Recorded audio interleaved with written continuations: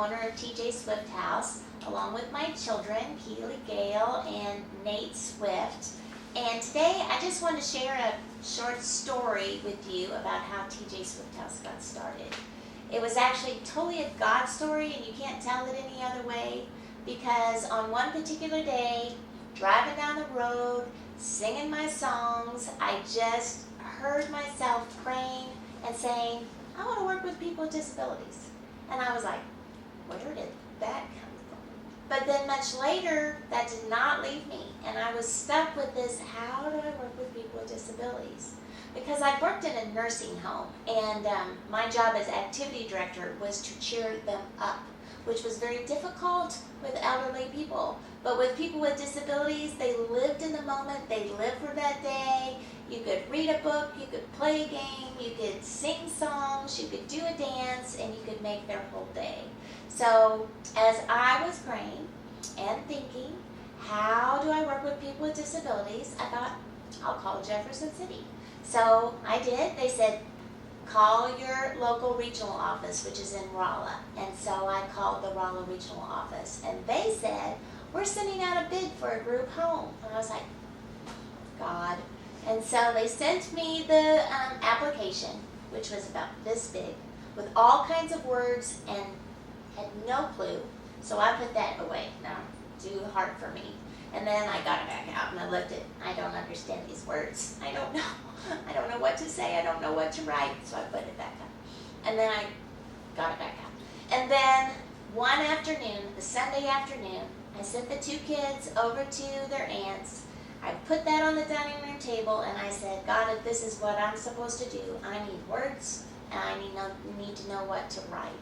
And so I wrote out the application, sent it to the Rolla Regional Office. They called me in for an interview, and I said, hi, I'm Tracey Jo Swift.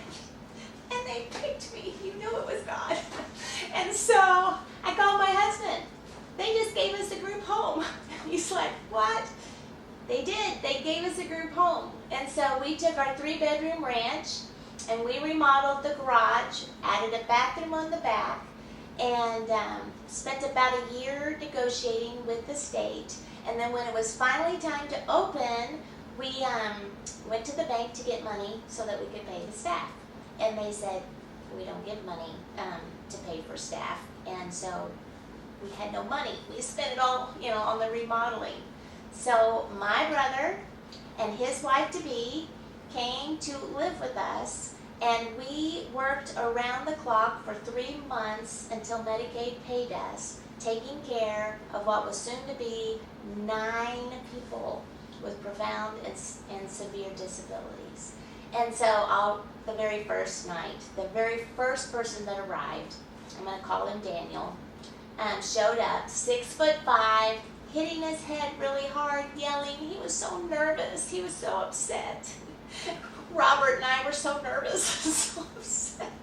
And this guy, right away, needed changed, And so, if you've never worked in the healthcare business in this way, how do you change someone? We didn't even know how to do that. So we rock, paper, and scissors to see who had to do the changing, and I lost.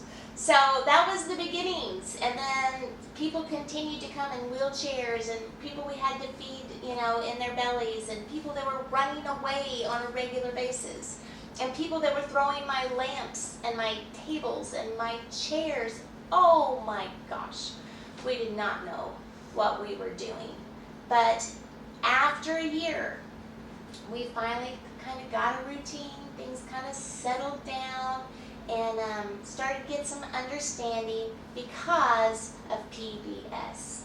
And that is what this training series is going to be about. If you're way in over your head, if you feel like you do not know what you're doing, prayer helps. But also skills, techniques, so that you know how to help people get out of something that doesn't work well into a behavior and action that actually works and is productive. So stay tuned for more PBS.